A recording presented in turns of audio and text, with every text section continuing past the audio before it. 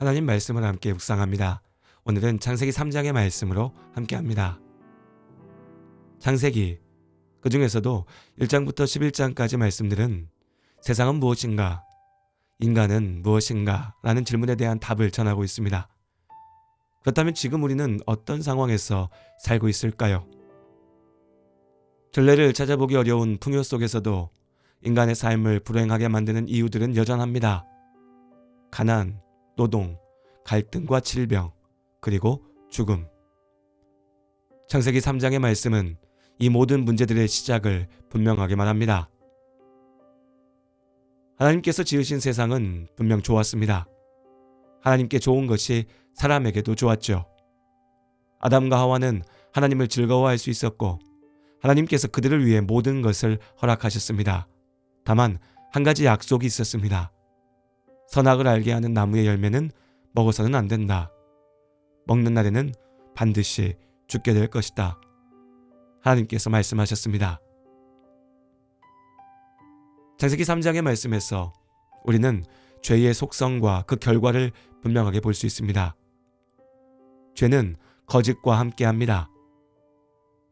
사실이 아닌 것을 사실이라 말하고 진리가 아닌 것을 진리라 주장합니다. 어느샌가 우리는 거짓을 특별히 큰 문제는 아니라고 생각하게 되었습니다. 살다 보면 거짓말도 할 수 있다는 것이죠. 그러나 거짓은 분명 죄입니다. 특히 하나님의 말씀을 거짓으로 이용할 때 죄의 문제가 심각해집니다. 모든 거짓에는 목적이 있죠. 이런 목적들은 우리의 욕망과 맞닿아 있습니다. 뱀은 사람을 죄에 빠뜨리기 위해 거짓을 말하였습니다. 아담과 하와는 하나님같이 되겠다 욕망에 눈이 멀어 하나님의 분명한 말씀을 왜곡하고 변질시켰습니다. 거짓을 말하였죠. 그들이 욕망의 눈에 사로잡혔을 때 하나님은 참된 지식을 주지 않는 나쁜 분처럼 보였습니다. 욕심에 사로잡히니 진리가 보이지 않습니다. 죄가 만들어내는 결과는 무엇인가? 죄는 관계를 파괴하였습니다. 아담과 하와는 더 이상 하나님 앞에 설 수 없습니다. 죄로 인하여 그들의 행복이 깨어졌습니다. 서로에게 죄의 책임을 미루며 사람을 원망하고 하나님을 원망하게 되었죠. 사람이 혼자 사는 것이 좋지 않아 함께 할 수 있게 하셨는데 이제는 그 관계가 죄로 인해 무너지니 혼자 사는 것만도 못한 관계로 전락하였습니다. 우리 안의 죄가 우리를 고립시키고 외로움에 빠지게 합니다. 의심하고 두려움에 사로잡히게 하죠. 죄는 그렇게 모든 것을 무너뜨립니다. 무엇보다도 죄악은 스스로를 파괴합니다. 죄의 결과 아담과 하와는 스스로 고통 가운데 던져졌습니다.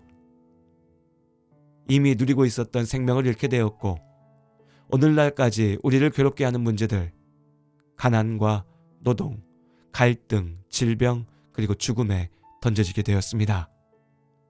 하나님은 죄를 용납하지 않으십니다. 그러나 하나님께서 우리에게 말씀하십니다.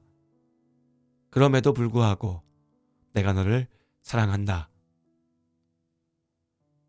창세기 3장 15절 이하에 등장하는 형벌은 분명 고통입니다. 오늘날까지 우리를 아프게 하는 문제들이죠. 그러나 이 모든 고통 속에서 하나님께서는 우리의 회복을 향한 길을 여셨습니다. 인간은 죄로 인하여 그대로 끝장나는 것이 아니라 하나님 안에서 소망을 바라보게 되었습니다.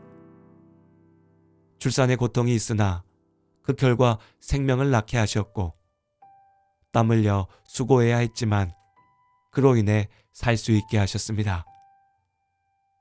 그들에게 가죽옷을 입게 하셨습니다. 그리고 우리는 그 가죽옷의 의지에서 지금도 삶을 살아냅니다. 버티어내죠. 소망을 꿈꾸게 하는 작은 기쁨들이 우리가 삶의 고통을 잊게 하는 힘이 됩니다. 하지만 이것만으로는 안 됩니다. 아무리 열심을 다하고 아무리 생명을 낳아도 결국 우리 모두는 죄의 결과 죽음, 흙으로 돌아가게 될 것입니다. 그 영원한 실패 가운데 좌절하는 우리에게 하나님께서 소망을 보게 하셨습니다. 죄의 저주 가운데도 우리가 살게 하셨고 마침내 죄를 이기고 참으로 살게 하십니다. 곧 예수 그리스도의 구원입니다. 이제도 우리의 삶은 여전히 아픕니다. 그러나 그 아픔 속에서 믿음으로 소망을 바라보시기 바랍니다. 막연한 기대가 아닌 분명한 약속입니다. 잠시의 연명이 아닌 참된 생명의 회복이죠.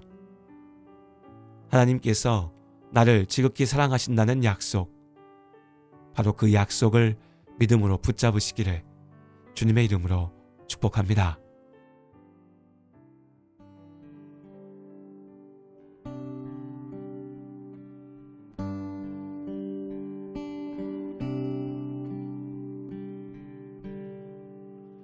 나 같은 죄인 살리신 주 은혜 놀라워 잃었던 생명 찾았고 광명